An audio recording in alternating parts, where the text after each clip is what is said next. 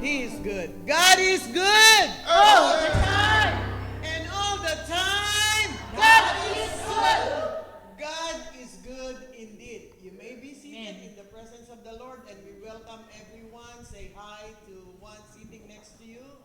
And give each and everyone a big smile, because it is from the Lord that we are breathing today, that we are alive today, that we are able to stand up, that we are able to come here and to have the physical strength. We woke up this morning.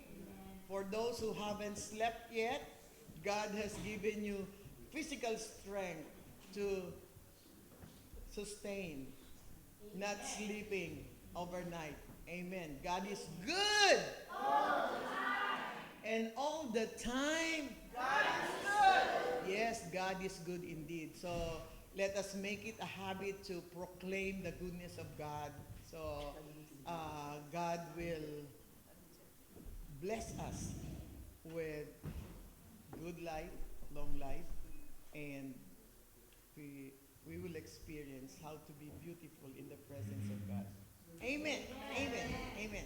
So, welcome sa lahat, maging yung mga nanonood at for our announcements. Lagi po nating sinasabi, we are having our service here at 3344 San Jose Avenue, Daly City. Daly City po, ha? Baka maligaw kayo dun sa ibang 3344.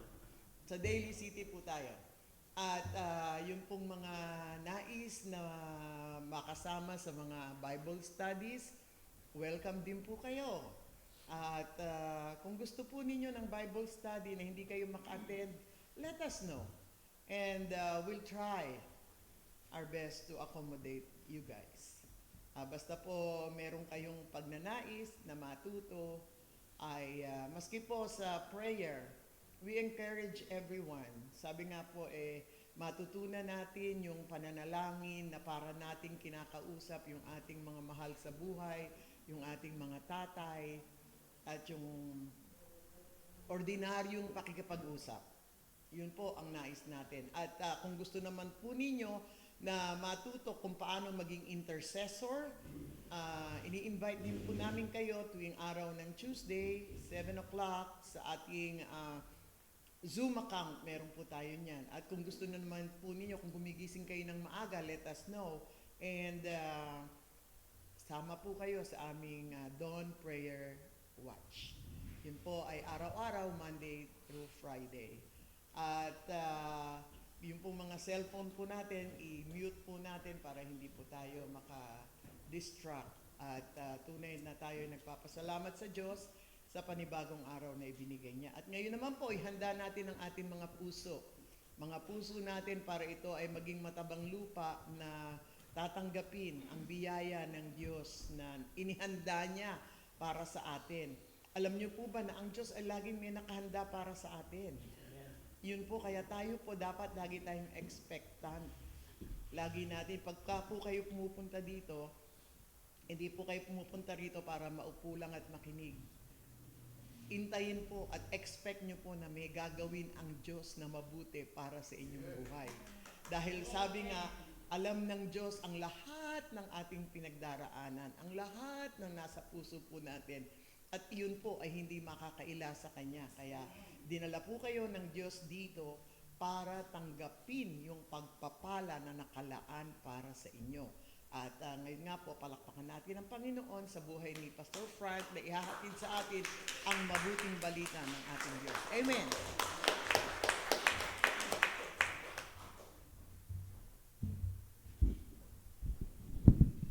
Praise God, amen. Thank you, Pastor Evelyn, Pastor Cecil, the praise team. Good morning, church. How are you today? Good morning. Amen. Bless po tayo lahat, amen. Purihin ang Panginoon sapagkat ang Diyos po narito po ang presensya ni Lord, amen. Sabi nga po ng banal na kasulatan, where the Spirit of the Lord is, there is liberty, there is joy. Tingnan nyo nga po yung mga katabi natin kung meron joy, kagalakan sa kanilang puso ngayong umaga, amen. Praise God. Welcome nga po ang lahat dito po sa malawakang gawain ito ng Bride of Christ Church at kayo po live, napapanood worldwide, ano po? Through Facebook and YouTube. Of course, binabati po natin yung ating mga kasama, mga kapatiran dyan sa lugar ng Montrose, Sacramento, sa Lathrop, sa Oakley. Of course, dito po sa lugar ng Bay Area. Of course, dyan po sa Asia, sa Africa, sa Australia, sa Europe, South, North America, and even sa Antarctica. Palagi po natin dinideclare, one thing I know, God loves you. Amen. Sabihin nyo nga po sa inyong katabi, kalabitin nyo ng bahagya, God loves you. Amen. Mahal ka ng Diyos. Amen. Amen. Mahal po tayo ng Diyos. Purihin ang Panginoon. Hallelujah. So marami nga po nagtatanong, ano ba yung Bride of Christ Church? So Bride of Christ Church is a full gospel, Bible-based, Christ-centered, spiritual church. Truly our mission is to bring all people to the kingdom of God through the saving and transforming power of our Lord Jesus Christ. Amen. Iisa lamang po ang makakapagbabago sa buhay ng tao at iisa po lamang ang tagapagligtas. Walang iba kundi ang ating Panginoon Kristo. At yan po ang pinagpipreach sa lugar nito. Amen? Praise the Lord. To God be the glory. At napakabuti nga po ni Lord. Ngayon po ay November 12, 2023. So mabilis po ang panahon. Amen? Napakabilis po. At nakita natin ang kaganapan sa buong mundo ngayon. Meron po mga nagaganap pero alam natin yan po ay kasama. Kasama yan sa prophecy na magaganap ang mga bagay na yan. Subalit ang mahalaga, tayo po ay nasa Panginoon. Amen. Naglilingkod tayo kay Lord at ngayon pong araw na ito, tama, nandito po kayo sa lugar na ito po ang pinaka-safe na lugar ngayon. Amen. Sa ibabaw ng lupa kasi nandito ang presensya ni Lord. So ngayong umaga, dadako po tayo sa mensahe. At may request everyone to stand up please. Dadako po tayo sa ating declaration. Gawin po nating panalangin. Ito po, ilagay po natin sa ating puso, i-declare natin ngayong umaga. So, Father God, we want to be guided, taught, prepared, and moved by God, Holy Spirit, in our own personal life and in the ministry. Lord Jesus, we declare, we receive, and we believe that this day is 10 times better than yesterday. We choose to be healthy. We choose to have long life. We choose to be blessed. We choose to be anointed by you, guided by you, protected by you, provided by you. We entrust everything into your hand, our physical body, our soul, and our spirit, the way we speak, the way we think, the way we act, it comes only from you. Direct our step today, in Jesus' name, amen. Let's give a clap offering to the Lord. Yung pong pinakamalakas na palakpak. Amen. Hallelujah. Purihin po ang Panginoon. Please remain standing. Tunay nga po ang Diyos ay makapangyarihan at tunay nga po idinideclare sa lugar na ito ay ang salita ng Diyos, hindi babalik sa Kanya ng walang bunga. Amen? Kaya naman, kabisado nga po ng Diyos, alam ng Diyos ang ating kalagayan. Sa oras pong ito, ang malaga, tayo po ay recipient ng salita ng Diyos ngayong pong umagang ito. So this morning, we're going to talk about walking. Sino po sa inyo dito ang naglalakad every morning? Amen. Ayan. Alam po ba ninyo, ano po ba yung mga benepisyo ng paglalakad? Marami tayong mga benefits. So ano ba yung mga ginogol ninyong paglalakad? Ilang steps? Meron 10,000, kinakailangan 10,000. So napakalaki po, nagagawa niyan, mga benepisyo. Walking, burn calories, of course. Yung nagbaburn ng calories. And walking, strengthen back muscle. Lumiliit yung inyong waist, di ba? Strengthen your bones. Reduce the risk of heart disease. Of course, yung matataas ang sugar, bumababa, di ba? And improves mood and outlook on life. And it can be done almost anywhere. Kaya nga kahit saan kayo pumunta, it requires no equipment. At higit sa lahat, ang paglalakad ay libre. Amen? So libre. But this morning, we're going to talk about different walking. It's about walking with God. Walking with God, yung paglalakad na kasama ng Diyos. Alam po ba ninyo, if you are a Christian today, pumunta po kayo rito, kasama niyo ang Diyos. Amen? Yan po ang totoo, 100% kung kayo ay born-again Christian, anak kayo ng Diyos, nakalistang yung pangalan sa langit, kayo po ay anak ng Diyos at kasama natin ang Panginoon. So this morning, tingnan natin ang istorya dito po sa Genesis chapter 5, 18 to 27. Alam natin, pamilyar tayo sa istoryang ito, sa talatang ito ng banal na kasulatan. Genesis chapter 5, at mababasa rin po natin dito yung tao na pinakamahaba ang buhay, edad. Yung mahaba, tumagal sa mundong ito, pinakamahabang buhay. Verse 18, ang sabi, and Jared lived 162 years and begat Enoch. After he begat Enoch, Jared lived 800 years and had sons and daughters. So all the days of Jared were 962 years, and he died. Enoch lived 65 years and begat Methuselah. So after he begat Methuselah, Enoch walked with God 300 years and had sons and daughters. So all the days of Enoch were 365 years. And Enoch walked with God, and he was not, for God took him. Verse 25, Methuselah lived 187 years and begat Lamech.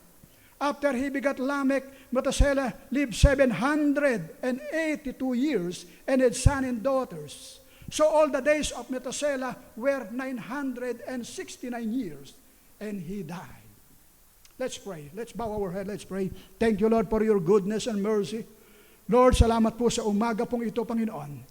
Kayo po ang buhay na Diyos na nagdala sa amin sa lugar na ito. Lord, kayo po ang nagpapala. Even yung mga kasama namin sa online service ngayong umaga, around the world through Facebook and YouTube, Panginoon, kayo po ang magpala sa bawat isa at mag-glorify lamang po ang pangalan niyo sa kapangyarihan ng Banal na Espiritu sa araw pong ito. We give you praise in Jesus' name. Ang lahat may magsabi ng Amen. Amen. Amen. You may be seated. Makakaupo muna po tayo sa umaga pong ito. Ang sabi naman sa Tagalog, umpisa natin sa verse 21, sabi, 65 taon naman si Enoch na maging anak niya si Matusalem. Nabuhay siya ng 300 taon pa, nakasama ang Diyos at nagkaroon siya ng iba't ibang mga anak. Umabot siya ng 365 taon. At sa buong panahong yon ay kasama niya ang Diyos pagkatapos nawala siya pagkat kinuha na siya ng Diyos. So maliwanag po ang ating text. Ang sabi ng verse 24, and Enoch walked with God, and he was not, for God took him. So manonotice po natin during the time, ang buhay po ng tao ay mahahaba. Di ba? Mahahaba ang kanilang mga buhay. Ang sabi ng banal na kasulatan, yung tatay ni Enoch, ilang pong taon? Si Jared, inabot siya ng 962. 62 years, at yung anak niyang si Matusalem o Matusela inabot ng 969 years. Hallelujah.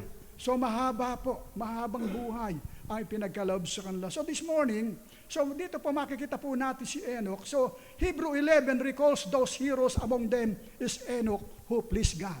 Kasi po na-please, kaya po nakasulat ang kanilang pangalan dito, na-please po ang Diyos sa kanilang mga buhay. So we have a short account both of his behavior and this word. So this morning, my purpose, however, is not to expound upon the life of Enoch, but to examine how to live as he did. Titingnan po natin kung paano siya kinalugdan ng Diyos, kung paano yung lumakad siya na kasama ng Diyos. Gusto po ba natin na sa paglakad natin palaging kasama ang Diyos?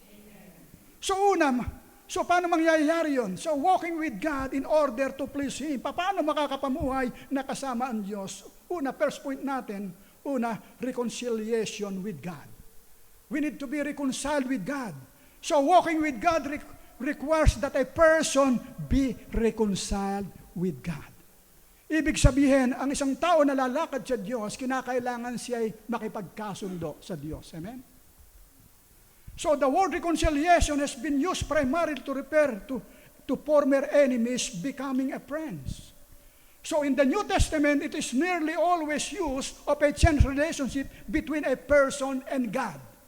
Between a person and God. For example, in Romans chapter 5, 9 to 10, ang sabi ron, much more than having now been justified by His blood, we shall be saved from wrath through Him.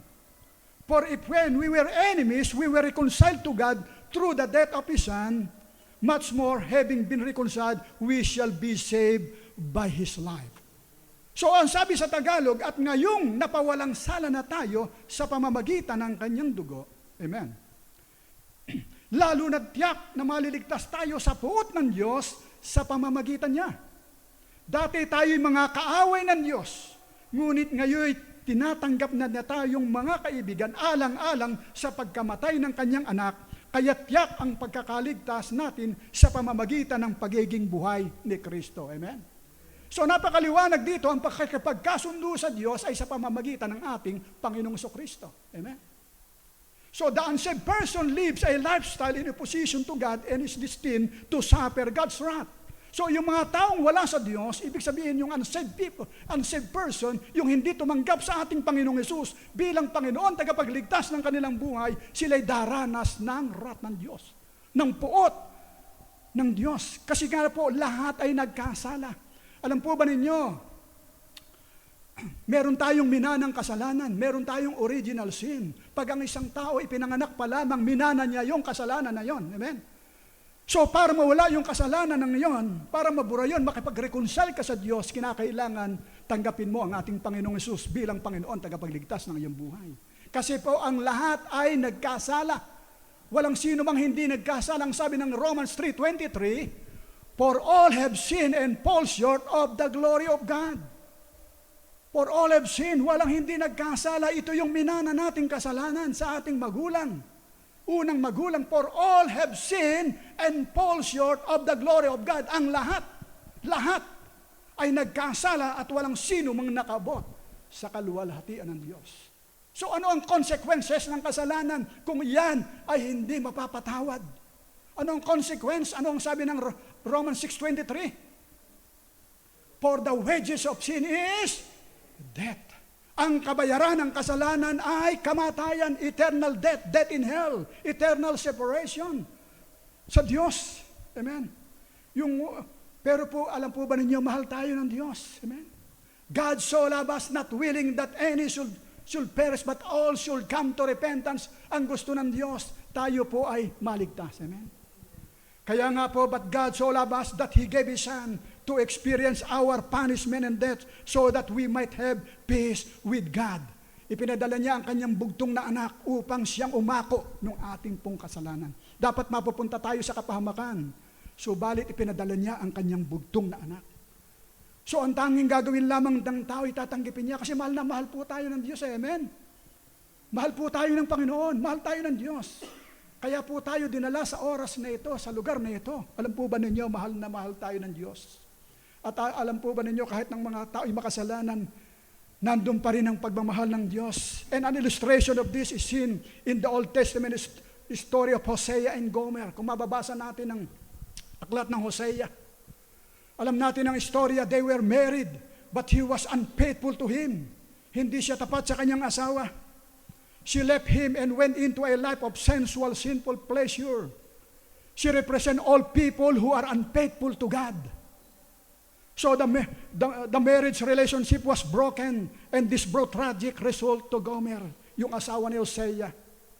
You know, likewise, sin causes us to be lost from God. But Gomer's sin also broke Hosea's heart. He represents the loving God. Tayo po, nagkakasala tayo, pero ang Diyos po, mahal na mahal po tayo. Amen? Mahal na mahal po. So, the relationship was restored. She could no longer continue to old life. Nagkaroon ng pagbabago. She was to be exclusively devoted to the one who loved her and redeemed her. Makita po natin na tubos ni Hosea. Ang titingnan po natin ng istorya. It represents our loving God. Mahal po tayo ng Panginoon. So we have been bought with the high price of the blood of Christ. Alam po ninyo mga magulang at mga kapatid, tinubos po tayo.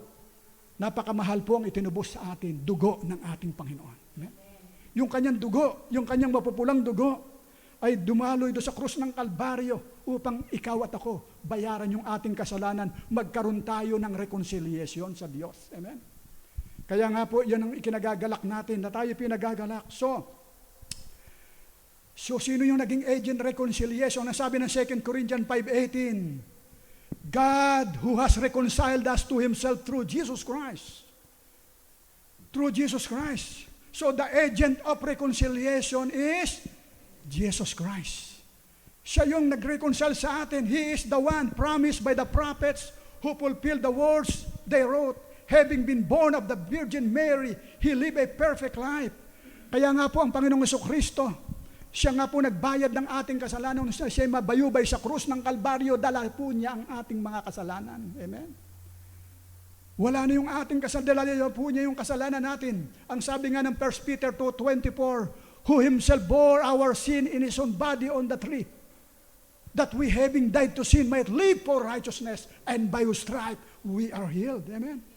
Dinala niya ang ating mga hallelujah, He is the agent. The agent was made sin for us. Siya po yung naging kasalanan. Ang ating Panginoon Jesucristo, alam po ba ninyo, yung ating mga nakaraang kasalanan, yung mga kasalanan natin, yung ating mga kasalanan sa future, inako na yan ng ating Panginoong Jesucristo. Ang sabi nga ng 2 Corinthians 5:21, for He made Him who knew no sin to be sin for us, that we might become the righteousness of God in Him. Na siya na walang bahid kasalanan. Wala siyang bahid kasalanan na naging kasalanan para sa iyo at sa akin. Amen? Kaya ibig sabihin, na yung ginawa ng ating Panginoon, when Jesus died, He took our sin and made them His own. This was all the work of God. Gawa ito ng Diyos. Amen? Siya lamang makakapagpatawad ng ating kasalanan. And according to 2 Corinthians 5:19, God was in Christ, reconciling the world to Himself, not imputing their trespasses to them. And in Christ, the reconciled person is a new creature. Amen? Ay yung mga taong yung nakipag-isa sa Panginoon, sa Diyos, ay isa ng bagong nilalang. Amen? Isa ng bagong nilalang. Literally, he or she is a new creation, completely new. Amen. So, yan po ang makikita sa atin ng mga anak ng Diyos, yung nakipag-isa sa Diyos. Lumalakad na kasama ang Diyos. Meron po isa na tayong bagong nilalang. Bago na tayo, hindi na tayo yung dati. Maliwanag ang sabi ng 2 Corinthians 5:17. Therefore, if anyone is in Christ, he is a new creation. All things have passed away. Behold, all things have become new. Ang isang nakay-Kristo, sino po bang nakay-Kristo rito? Sino pong na-born again? Sino ang tumanggap sa ating Panginoong Hesus bilang Panginoon, tagapagligtas ng kanyang buhay? Siya ay bago ng nilalang. Siya ay bago na nilalang. Wala na yung dating pagkatao at siya ay bago na. So yan po ang identity ng isang anak ng Diyos. Yung nakipag-isa sa ating Panginoon, tumanggap sa Panginoong Hesus bilang Panginoon, tagapagligtas ng kanyang buhay. Sinasabing siya ay Kristiyano, na-identify siya ng mga tao sa labas sapagkat siya na ay bagong nilalang. Wala na yung siya na ay bago, wala na yung pagmumura, wala na yung pagsasalita ng mga negatibo. Iba na ang nakikita sa kanya. Si Jesus na ang nakikita sa kanya. Bakit mangyayari yan? Because in Christ, everything in life, in fact, life itself is new because one is now indwelt by the Holy Spirit. Amen. Sapagkat ang nananahan sa atin ngayon, mga magulang at mga kapatid, ay ang banal na Espiritu.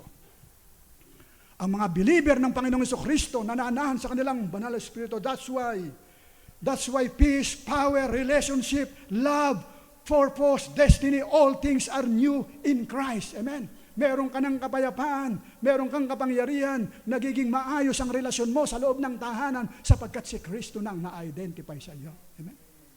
Hallelujah.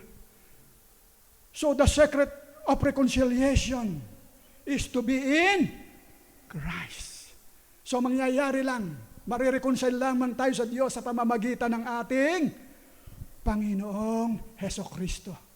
Pag tinanggap ng isang tao ang Panginoong Hesukristo bilang Panginoon, tagapagligtas ng kanyang buhay, siya lalakad na kasama ang Diyos. Amen? Malalakad siya sa tagumpay. And this happens by faith. Ito'y mangyayari dahil sa pananampalataya. Because when you put your faith and trust in Christ, you and Christ enter into a complete unchangeable relationship. Meron kayong relasyon ngayon, amen? Napakasaya po ng buhay pag ikaw ay nakay Kristo, Jesus, amen? Nakapag-reconcile. So walking with God, first, be reconciled. Second, paano tayo makakapumuhay everyday nakasama ang Panginoon? Of course, submission to God. Submission. So walking with God implies that we have put aside our rebellious nature. Meron tayong submission sa Diyos. All of us, like our ancestor Adam, instinctively choose satisfaction of our desires over submission to God's direction. You know, when God sought Adam in the garden, why did Adam not run to him with open arms? Because his disobedience created an unimaginable hindrance to his walk with God. Kasi sumuway siya sa Diyos. And also believers associated with Paul's word in Romans chapter 7. We want to do good, but our sinful nature makes it difficult. Ang sabi ng Romans 7:15. Ang sabi niya, hindi ko maunawaan ang aking sarili. Sapagkat hindi ko ginagawa ang ibig ko, bagkos ang mga bagay na kinasusuklaman ko ang siya kong ginagawa. You know, well, this may be true. You know, since prevailing power is broken by Christ. Amen. Yung walang kapangyarihan, katulad nung inawit natin, wala nang kapangyarihan ng kasalanan pagka nandiyan na si Kristo sa buhay natin. Amen. And yan asserts that to the believer, for whatever is born of God, overcomes the world. Amen. Pagka tayo po na born again, tayo kinilala natin ng Panginoon na overcome natin ang lahat ng bagay. Kasi kasama natin ang Diyos. Amen? Kasama natin ang Lord. Ang Holy Spirit ay nananahan sa atin. Palakpakan nga po natin ang Panginoon. Hallelujah. Because since power is weakened as Christ is given control. Pagka si Lord, si Kristo ang nagko-control sa ating buhay, na humihina, wala po yung kasalanan. Just like what happened to Apostle Paul nung magpasubmit siya sa Diyos. You know, the Apostle Paul, the greatest Christian who ever lived, dati siya persecutor. Persecutor siya ng early church. Pero nung siya magbago, ang sabi niya sa banal na kasulatan, ang sabi niya, I have been crucified with Christ. It is no longer I who live, but Christ live in me. And the life which I now live in the flesh, I live by faith in the Son of God who loves me and gave Himself for me. Ang sabi niya, ipinako na akong kasama ni Kristo sapagkat siya'y merong submission sa Diyos. At ang sabi nga niya, imitate me, just I also imitate Christ. Imitate me, just I also imitate Christ. So submission ay very important po. Very important sa atin. Ang sabi nga ng James chapter 1 verse 7, submit to God, resist the devil, and he will flee from you. Amen? Pasakop tayo sa Diyos. Maraming mga pangyayari ngayon sa daigdig. Maraming mga pangyayari sa buhay ng tao, sa mga pamilya. Importante mga magulang at mga kapatid, magpasakop tayo sa Diyos. Amen? Pasakop tayo sa Diyos. Just like what happened to Abraham. Si Amang Abraham, example yan, kung paano siya napasakop sa Diyos. Nagkaroon siya ng submission o obedience sa Panginoon. Ang sabi ng Genesis chapter 12 verse 1. Now the Lord has said to Abraham, ang sabi, get out of your country, from your family, and from your father's house. So the famous call of Abraham in Genesis chapter 12 verse 1 was a command to go away from three things and unto one thing. Ang sabi, leave your country, your people, your father's household. Go to the land I will show you. So the three things God called Abraham to forsake were natural sources of security for any ancient Near Eastern nomad. Ano yung sinasabing iwanan niya? His country. Una, his country or land. His people or clan, his father's household. And because of Abraham's submission and obedience to God, alam natin po ang storya, sumunod siya sa Panginoon. Sumunod siya. God did not leave Abraham completely without guidance or hope. He replaced the three things Abraham had to abandon. Ano ang sabi ng Genesis chapter 12, 2-3? Ano yung ibinigay sa kanya? God gave Abraham promise that becomes central for the rest of the patriarchal narrative of Genesis. And indeed for the rest of the Bible. Ito yung ipinangako sa kanya. Alam natin to yung mga lahi ng Israel. Ito yung ipinangako sa kanya. Ipinangako kay Abraham. Sa kanya mga descendant ang lahi ng Israel. Ang sabi niya, 5 I will statement ang ibinigay. Very strong. I will make you into a great nation. And I will bless you. I will make your name great. I will bless those who bless you. And whoever curses you, I will curse. Ito yung bansang Israel sa kasalukuyan. Kaya nga po ang sino mang nagbe-bless sa bansang Israel, pinagpapala ng Diyos. Amen. The most powerful small nation on earth. Amen. Kasi nandun ang presensya ng Lord. So the promise of Genesis chapter 12 are basically three: land, descendant, and blessing. And because of Abraham's submission and obedience and faith to God, the Lord declared him righteous. Idineclare siyang righteous ng ating Diyos. According to Genesis 15:6, and he believed, and Abraham believed in the Lord, and he accounted to him for righteousness. So that's why napaka-importante po ng submission. Pagpapasubmit, pagpapasakop, submission is important as we walk with God. Submission to God means we need to be humble before Him. Amen. We need to be humble before Him. That's why according to Psalms 37 verse 11, but all who humble themselves before the Lord shall be given every blessing and shall have wonderful peace. So humility actually means not thinking of oneself, but putting others first. Amen. Because false humility is self-centered. Remember that. False humility is self-centered. True humility is God-centered. Pag ang laging sentro na ng buhay natin ay walang iba kundi ang Panginoon. Amen. Pagpapalain tayo ng Diyos. Amen. Gusto mo po ba nating lumakad na kasama ang Diyos? So number 3, una, yung reconciliation natin, submission, and third, communication with God. Sabihin nyo nga po, communication with God. So walking with God implies an abiding communion and fellowship with God. Napaka-importante po nito. So communion, the act of communing or sharing fellowship. So this is what John would explain as walking as Jesus walked, and what is particularly mean by the passage Enoch walked with God. You know, we are called to maintain a holy, settled, consistent communication and fellowship with God. Tayo po yung lahat. Tinawag po tayo upang makipag-fellowship po sa ating Diyos. Amen? Tumawag tayo sa Kanya. Yun po ang gusto ng Panginoon. Kaya nga po sabi ng 1 Corinthians 1:9, so God is faithful, by whom you were called into the fellowship of His Son, Jesus Christ our Lord.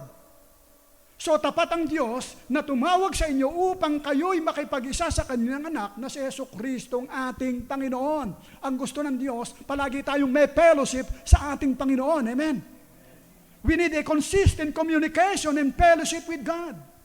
You know, many Christians troubled by fear during some instances of their life because of lack of communication and fellowship with God.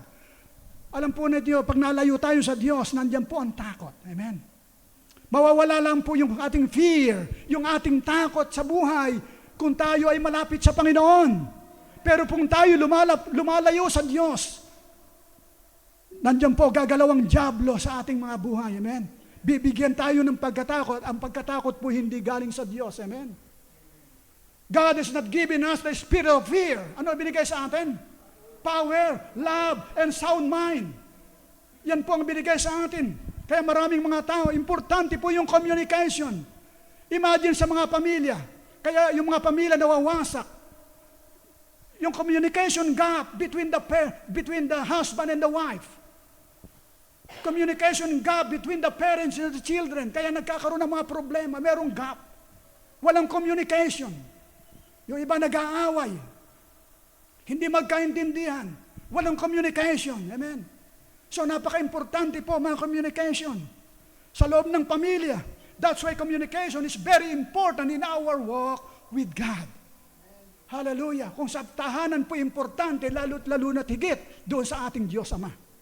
Sa ating Diyos, importante ang communication. Kaya nga po ang sabi ng Jeremiah 33 verse 3, call unto me. Call unto me, ano sabi niya? And I will answer you and show you great and mighty things which you do not know. Kung tatawag kayo sa akin, tutugunin kita at ipapahayag ko sa iyo ang mga bagay na mahiwaga na hindi mo pa naunawaan. Nasubukan na po ba nating tumawag sa Diyos? Hallelujah. Ibibigay sa atin yung ating destinasyon sa buhay. Gawin natin yan po every day. Tumawag tayo sa Diyos. Importante yung communication. Communication. Hallelujah. Makipag-commune tayo. So lastly, sa pang-apat, so walking with God indicates making progress in the divine life. Progression. So the act of progressing, may progress. Merong paglago. Nag-a-advance. Amen. Nag-a-advance walking, by definition, supposes progressive motion. Growing, lumalago sa buhay po nating Kristiyano, ito yung indication na kasama natin ang Diyos kung tayo'y lumalago. Kung meron tayong paglago, nag-a-advance tayo sa buhay. Hindi nung umpisahan tayong maging Kristiyano 20 years ago, ganun pa rin tayo. Ang isang Kristiyano lumalago, hindi po nanlalamig. Amen. Kitang-kita ang pagbabago. Kaya nga dinideclare natin, the way we speak, the way we think, the way we act. Amen. 10 years na nating sinasabi yan dito sa pulpito. Hallelujah. Merong pagbabago sa ating sarili. Merong progress. Ano ang warning ng banal na, anong warning ng Diyos? Pagka tayo'y malamig, nanlalamig, anong sabi? Isusuka tayo. Ang sabi ng Revelation 3:16, si Lord Jesus ang may sabi. So then, because you are lukewarm, and neither cold nor hot, I will vomit you out of my mouth. Dahil hindi kayo malamig o mainit, malahininga kayo. Ibig sabihin, Kristiyano, nakaupo ka lang. Lalabas ka. Pagtapos ng service, sa loob ng isang linggo, wala kang ginagawa. Amen. Malungkot ang buhay. Anong sabi? Isusuka ka. Kinakailangan ikaw ay mainit sa Panginoon. Amen. Kailangan tayo po ay mainit sa Panginoon. We need to grow. We need to be healthy spiritually. Tayo po lalago spiritually. So the ministry of the Lord needs people who are healthy spiritually. Amen. Lalo pag involved ka sa ministry. Hallelujah. The ministry of the Lord need PAT people. Acronym lang yan. Ha? PAT. Ano yung F? Faithful. A. Available. T. Teachable. Fat. Faithful. Available. Teachable. Ibig sabihin, tapat tayo. Tapat tayo sa gawain. Tapat tayo sa ministry. Amen. Kailangan nandun yung katapatan natin pagka tayo may ministeryo. Pagbutihin natin yung ministeryo na ibinigay sa atin ng Lord. Doon tayo tinawag sa ministry na yan. Amen. Tapat tayo. Available tayo. Magagamit tayo palagi. Available. Ano pa? Teachable. Marunong kang turuan. Hallelujah. Teachable ka, natuturuan ka, kaya kang turuan, marunong kang makinig. Hallelujah. Hindi ko minsan marunong ka pa sa nagtuturo. Hallelujah. Kinakailangan marunong makinig. Amen. Kaya maraming mga tao nawawala sa Panginoon. Hindi marunong makinig. Growing. Importante. Lumalago spiritually. So Peter exhort Christian to grow in the grace and knowledge of our Lord Jesus Christ and Savior. Ang sabi nga niya, 2 Peter 1:2. Ano sabi niya? Grace and peace be multiplied to you in the knowledge of God and of Jesus our Lord. Lumago tayo. So we must be reconciled, submissive, interactive, and active to progress in our walk with God. So in practical terms, to keep up and maintain our walk with God, we must dedicate ourselves to, una, reading and meditation. Take it down. Reading and meditation. Pagbabasa, yung meditation ng salita ng Diyos. Of course, ang i-meditate natin ay Word of God. Hindi natin i-meditate yung nababasa natin dyan sa social media, sa Facebook, kung ano-ano mang. Word of God, i-meditate natin. Amen? O yung nare-receive nyo every morning, meditation, meditate natin yung Word of God. Reading, when we sit at Jesus' feet and listen, meditating on His Word, we will find them to be spirit and life. Food and drink to our soul. Ito po yung pagkain ng ating kaluluwa. Ang sabi nga po ng Panginoong Jesucristo sa John 6:63, it is the Spirit who gives life. The flesh profit nothing. The word that I speak to you are spirit and are life. The word that I speak to you are spirit and life. Ito po ay espiritu at buhay. Amen. Ang salita ng Diyos ay espiritu at buhay. Importante po. Tayo po mga magulang at mga kapatid, kumpos po tayo ng physical at yung spiritual. Pinakakain lahat, palagi natin yung ating physical. Amen. Busog na busog, ang lalaki. Strong. Pero yung spiritual, dapat po yang ng malakas, mga magulang at mga kapatid. Kasi pag dumaan ang mga pagsubok, hindi tayo gugupo. Amen. Kinakailangan malakas tayo. Kaya nga importante, kainin natin, i-meditate natin ang salita ng Diyos. Ang sabi ni Lord Jesus sa Matthew chapter 4 verse 4, Luke chapter 4 verse 4, man does not live by bread alone, but by every word that comes from the mouth of God. Hindi lamang sa tinapay, hindi lamang sa pagkain, nabubuhay ang tao, kundi sa bawat salita na namumutawi sa bibig ng Diyos. Amen? Ito po ang nagbibigay sa atin ng buhay. Ang salita niyo. Palakpakan po natin ang Panginoon. Palakpakan natin. So, reading and meditation. Kaya nga po doon sa Old Testament, ang sabi ng Diyos, God spoke to Joshua, tell my people, sabihin mo sa bayang Israel, sabihin mo sa aking bayan, kung paano sila be-blessed, kung paano sila pagpapalain. Tell my people who to become prosperous. Sabihin mo sa kanila kung paano sila pagpapalain. Ano yung sekreto ng blessing? Sinabi ng Panginoon kay Joshua, sabi ng Joshua 1:8, this book of the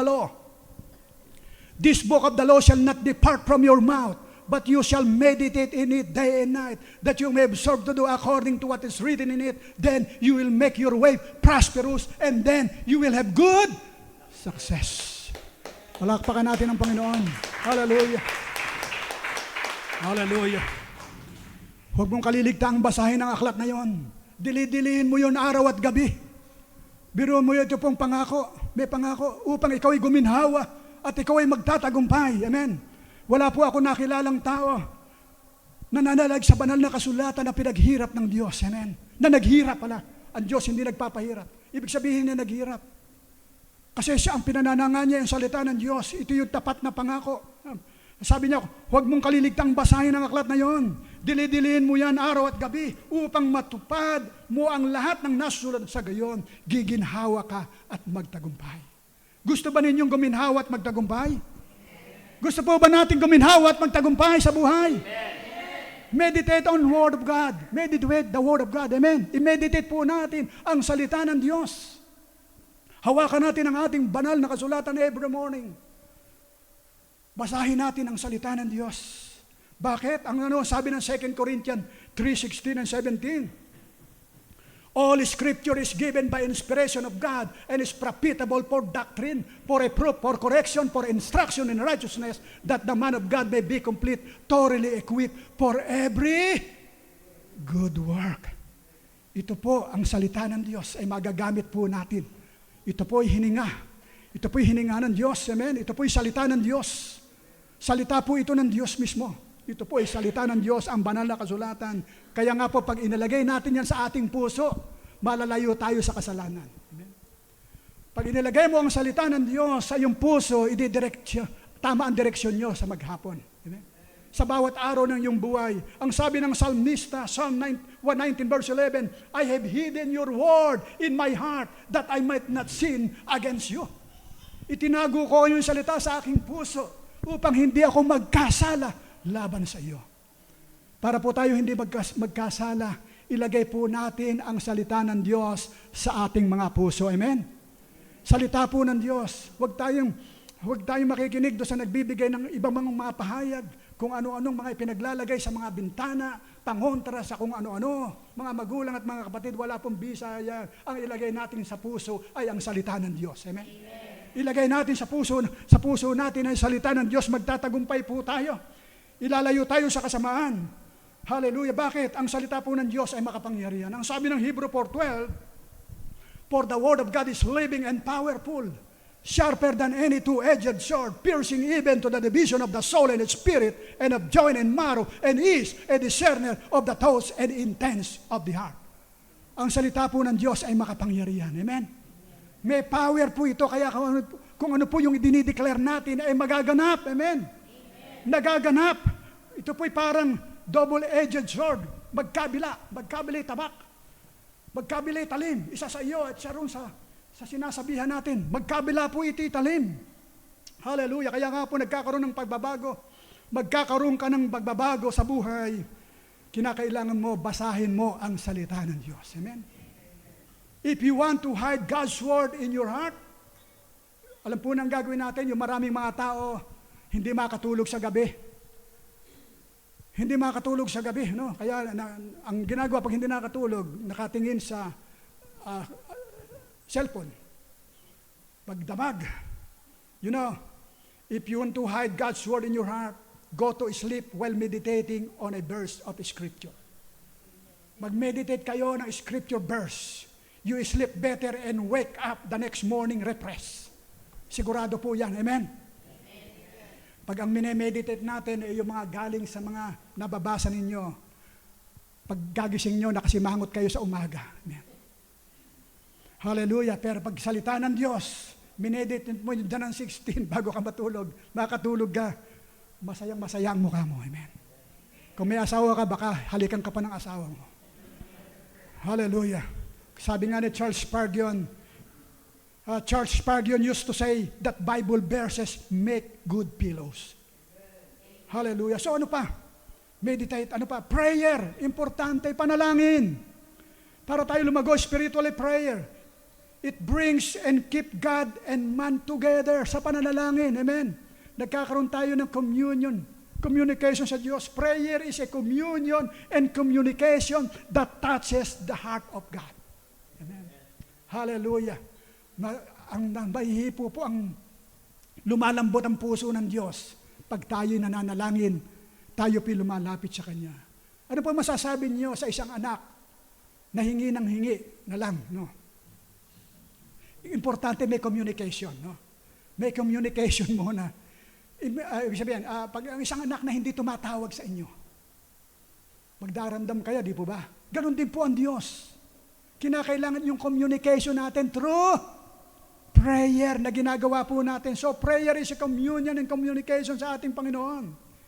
If we will keep our walk with God, we must pray without ceasing. Pray without ceasing. Anong sabi ng 1 Thessalonians 5:17? Pray without ceasing. So it means that we can have an attitude of prayer surrounding our life. Because prayerfulness is a sign that we are dependent on the Lord and not on ourselves. Amen. Pag nananalangin tayo, dumidepende tayo sa Diyos. Sa Kanya lamang tayo. Dumidepende sa ating buhay sa pamamagitan ng ating pananalangin. Kahit na pong maliit na bagay, hilingin natin sa Diyos. Malaking bagay, hingin natin sa Diyos. Kahit anong bagay, hingin natin sa Diyos. Lahat po ng bagay sa Kanya natin, Siya po yung Ama natin. Siya yung Diyos Ama natin.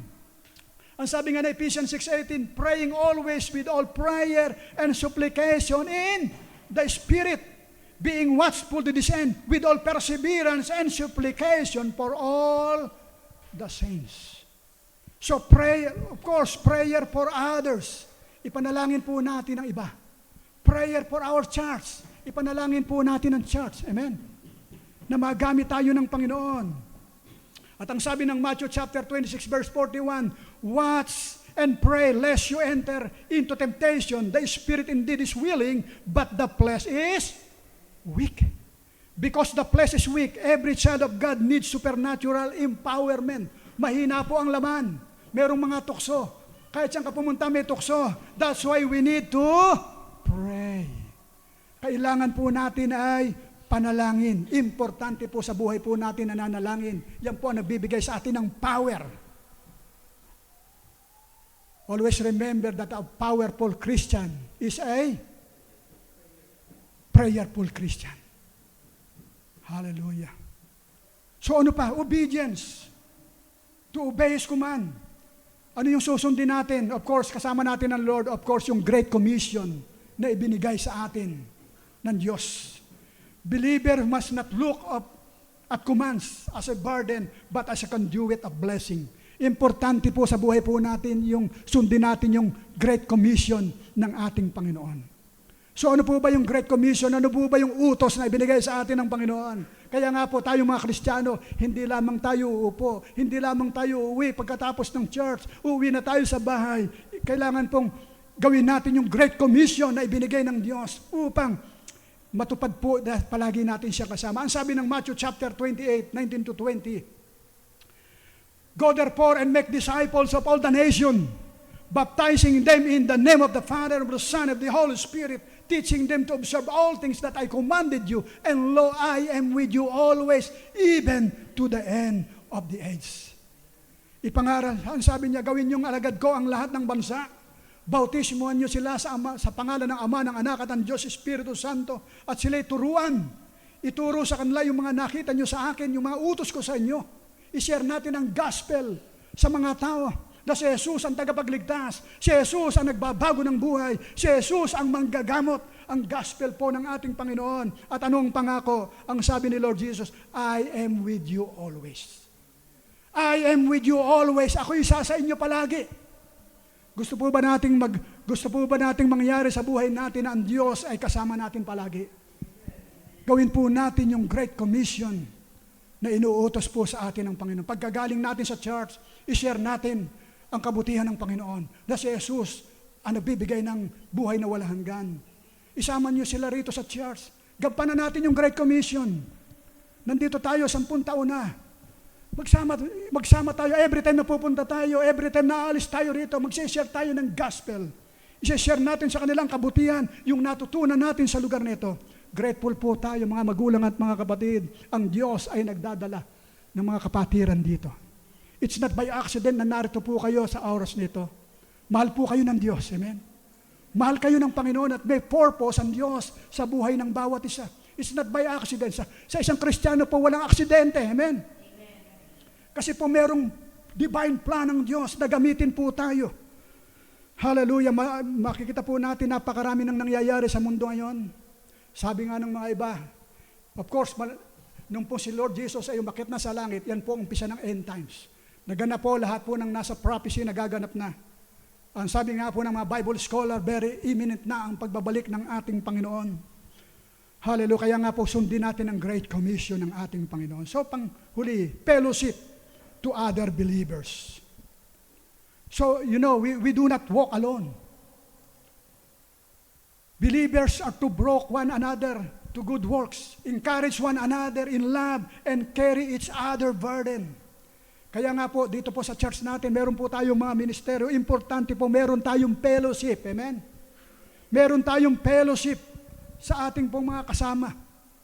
Ang sabi nga ng Proverbs 27 verse 17, as iron sharpen iron, so man sharpen the countenance of his friend.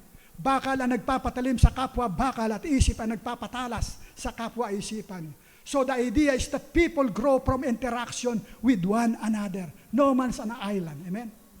Kailangan po tayo nakikipag-fellowship. Importante pong may fellowship. Ang isang Kristiyano po ay pumupunta sa church every Sunday. Isang araw, nagkakaroon ng sama-sama. Imposibleng kung ikaw ay tunay na born again, tunay na kang naging Kristiyano, imposibleng hindi ka dali ng banal na Espiritu sa pananambahan. Kaya nga questionable ang isang nagsasabing Kristiyano pero hindi siya pumupunta sa pananambahan every Sunday. That is questionable ang pagiging Kristiyano. Kasi ang Holy Spirit nananahan sa atin, dadalhin tayo sa fellowship. Siya nagturo nito. Siya ang author ng Bible. Kaya questionable kung isang nagsakumpes na Kristiyano hindi pumupunta ng church every Sunday. Sa ang gawain po natin Sunday, once a week. Anong sabi ng Hebrew 10:25? Not forsaking the assembling of ourselves together, as is the manner of some, but exhorting one another, and so much the more as you see the day approaching. At huwag kaligtaan ang pagdalo sa ating mga pagtitipon, gaya ng ginagawa ng ilan, kundi palakasin ang loob ng isa't isa, lalo na ngayong nakikita nating nalalapit na ang pagdating ng Panginoon. So malapit na po, malapit na talaga. Alam po ba ninyo, yan po ang time clock natin na nangyayari sa Israel. Ang time clock natin hindi yung nangyayari sa Ukraine o sa Russia. Ang time clock natin ang bansang Israel, mga magulang at mga kapatid. Amen. Tayo po mga Kristiyano, we are Abraham's seed. Amen. Kaya nga po, pag-pray po natin yan. At tayo po mga tunay na born again, nakakilala sa Panginoon. Amen. Dapat po tayo mag-rejoice. Dapat tayong magalak. Amen. Sapagkat nalalapit na ang pagdating ng ating Panginoon. So dumating man po ng maaga o hindi pa, ang mahalaga, naglilingkod tayo kay Lord. Kasi po si Lord Jesus, ang gusto niya, not willing that any should perish. Ayaw niya nung merong maiwan. Ang gusto niya sa muli niyang pagbabalik, yung kanyang bride, lahat ay makasama na niya. At ganun din po makasama yung mga mahal nating sa buhay. Kasi kung hindi pa ligtas yung asawa mo, kung saan nagpupunta, hindi ligtas. Of course, hindi ligtas. Yung mga anak mo, hindi pa ligtas. Sino mang kasama mo sa bayan, hindi pa ligtas. Meron pa ipinagagawa sa iyo. Ang Diyos. Amen? Ang gusto ng Lord, makasama niya ang maraming mga tao. At yan po ang tungkulin ng church. Bukod sa ipangaral ng salita, talin po natin ang salita sa lahat ng lugar. Go and make disciples of all the nations, baptizing them in the name of the Father, and the Son, and the Holy Spirit. Teaching them to observe all things that I commanded you, and lo, I am with you always, even to the end of the age. Ipangaral po natin ang salita, go and preach the gospel to every creature. Ang sabi, he who believes and is baptized will be saved, but he who does not believe will be condemned. Ipangaral niyo ang salita ng Diyos sa lahat ng lugar. Ang sino mang manalig at manampalataya ay maliligtas, ngunit ang hindi ay parurusahan. Mga magulang at mga kapatid, sa umaga pong ito, hallelujah. So in our conclusion this morning, walking with God is honorable, pleasant, and profitable. You will find it so by experience, more so each day. So like Enoch, let us strive to walk with God. Yan po ang gawin natin sa ating buhay. Na tayo po everyday, nasain po natin, na paglakad po natin, pagkagising nating umaga, sa umaga, kasama natin ang Diyos sa lakbayan natin sa buhay nito habang nandito tayo sa daigdig nito. May I request everyone to stand up, please. Isa pong awitin bago tayo manalangin. Word of God speak. Would you put down like rain? Little God, majesty, finding myself Yeah. in the midst of you, and in the quiet, Oh, yes, Lord. hear your voice. The last thing I need is to be with you in the quiet. Hear your voice, word of God speak. Would you put down like rain, washing my eyes to see your majesty, to be still and know that you're in this place. Let me stay in your holiness. I need now Oh, yes, Lord. Hallelujah. under your wings. God, yes. Within your eyes. When the oceans rise, when the oceans rise and thunders roll, I will soar with you above the storm. Father, you are king over the flood. I will be still, know you are God. Oh, yes, Lord. Hallelujah. At this point of time, so umaga pong ito, kasama ng ating mga viewers sa Facebook, YouTube. Kung gusto natin na layo lumakad na kasama ang Diyos, ang pinakamalaga, matanggap natin siya bilang Panginoon, tagapagligtas ng ating buhay. Then, for the rest of our life, mabubuhay tayo na kasama ang Diyos. So kung wala ka pang relasyon sa Kanya at gusto mo siyang tanggapin bilang Panginoon, tagapagligtas ng iyong buhay, so umaga pong ito, sa bawat isang kasama natin sa pananambahan, even sa lugar nito, even sa lahat ng mga kasama natin through YouTube and Facebook this morning, kung gusto mo siyang papasukin sa iyong buhay, tanggapin mo bilang Panginoon, tagapagligtas ng iyong buhay, please follow me with this simple prayer. Lord Jesus, Lord Jesus, have mercy on me. have mercy on me. I am a sinner. I am a sinner. Forgive me Forgive me for all my sins. for all my sins. Cleanse me Cleanse me with your precious blood your precious shed in Calvary. shed on Calvary. I believe you. I believe You are the begotten Son of the living God. your begotten Son of You died on the cross God for the forgiveness of my for sins. the forgiveness of I my sins. believe in my heart. I believe in my You rose up from the dead. You rose up from the dead. You are alive. You are alive. Lord Jesus, Lord Jesus, forgive me. forgive me. Come into my heart. Come into my heart. Be my Lord. My Lord. Be my God. My God. Be my Savior. My Savior. Be my healer. Be my healer. Be my deliverer. Be my deliverer. Thank you, Lord Jesus. Thank you, Lord Jesus. Fill me with your Holy Spirit. Fill me with your Holy Fill me with your holiness. Fill me With your with righteousness. your righteousness, With your love. With your love. With your wisdom. with your wisdom, With your power. with your power. Help me to live this life Help me to live this according life to your perfect will. according to your perfect. Thank you, Lord Jesus. Thank you, Lord Jesus. I am saved. I am saved. I am now a child of the living God. I am now a child of the living I am a God. born again Christian. I am a born again Christian. I will serve you, Lord, I will serve you as Lord, long as I live. as long as I live. Thank you, Lord Jesus. Thank you, Lord Jesus. Amen. Amen. Amen. Let's give a clap offering to the Lord. Hallelujah. Hallelujah. Hallelujah. Hallelujah. You may be seated for a while.